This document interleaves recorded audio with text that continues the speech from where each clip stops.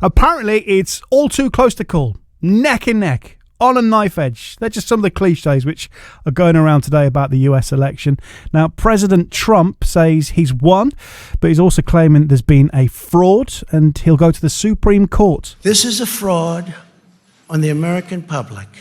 This is an embarrassment to our country. We were getting ready to win this election.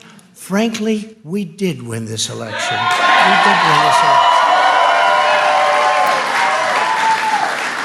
So our goal now is to ensure the integrity for the good of this nation. This is a very big moment.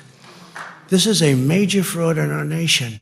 Joe Biden insists the Democrats are on track for the White House. It ain't over till every vote is counted. Every ballot is counted. But we're feeling good. We're feeling good about where we are.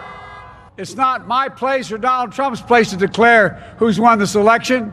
That's the decision of the American people. Now, here to make sense of it all is Trevor McCrisken. He is an associate professor of US politics at the University of Warwick. Trevor, good evening.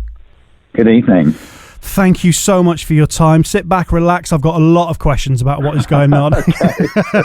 So, Trevor, where do we begin? Can you just break down what is actually going on?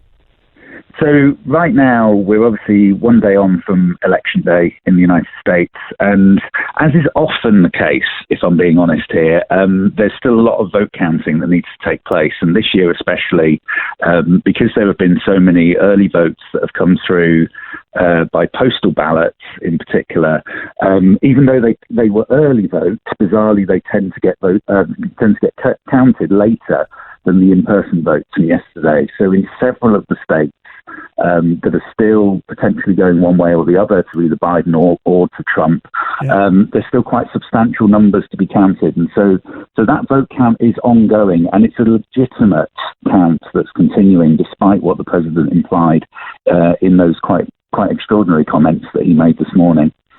Yeah. I mean, does he have a leg to stand on with those claims? Well, I think he is going to get his lawyering up, as they say, and he is going to send out legal teams to some of these states to start challenging some of the counts that are ongoing, or at least taking a good look at those counts to make sure that, in the eyes of those lawyers, that the votes that are being counted are legitimate votes and that they've been properly processed and everything else. But really, what he should be doing is just sitting back and letting the process play out. And it does make you wonder, actually, if it's a quite deep concern within the Trump campaign team that perhaps this election, although it's come very, very close to being a Trump victory, perhaps it is going to slip away from them as these last few states come through, and with very small margins in some of them, that Biden might actually emerge as the winner of the presidential election. And of course, that's not what Trump wants. He wants to win this election, so he's been casting doubts for many weeks about some of these postal votes and whether they're legitimate or not. But there's no evidence of the fraud that he's claiming, or any of these sort of big claims that he's making about how illegitimate a lot of this voting is. It simply isn't the case. These are votes that have been made.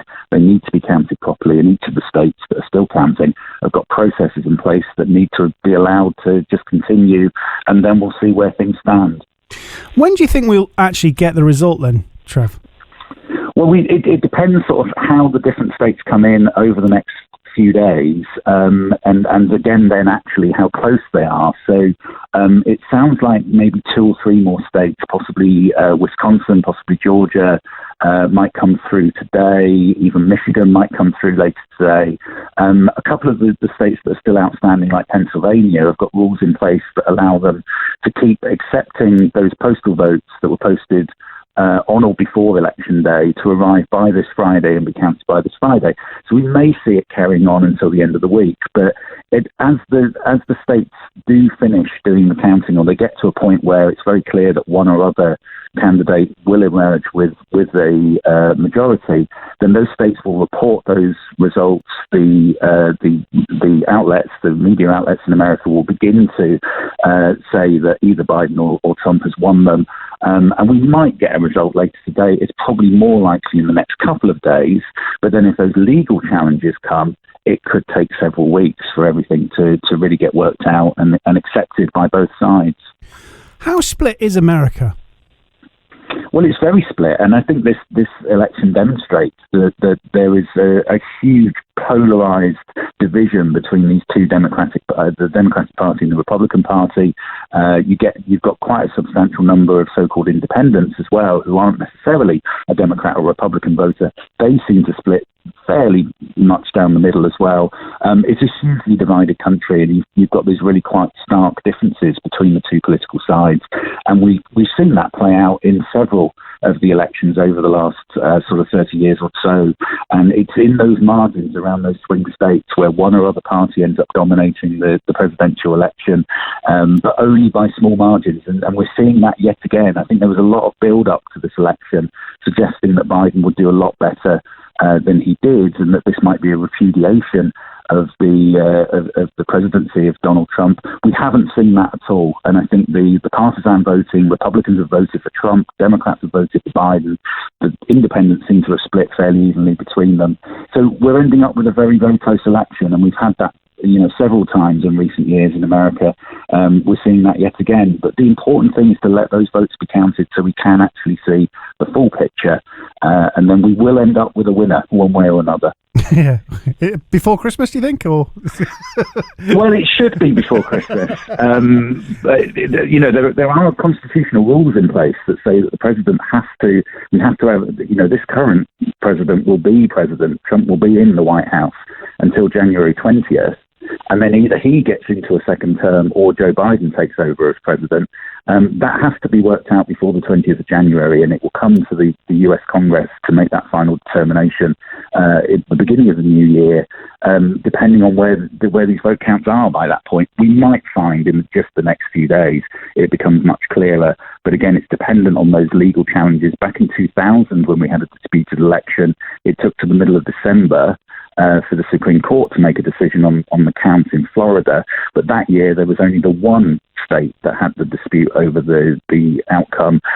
This year, it might be several states. It might be 5 or 6 states where there are still these question marks over whether the vote should be accepted or not. So we might see more legal challenges. That might take a bit longer. But constitutionally, they've got to work this out by January 20th, and they do have processes in place to allow that to happen. And I think both Biden and Trump need to kind of sit back a bit and allow this process to play out. It's fascinating. It really is. Trevor McCrisken, thank you very much for being on the show tonight. Professor of US Politics at the University of Warwick. I could have spoken to him for hours. On the BBC Sounds app, on your smart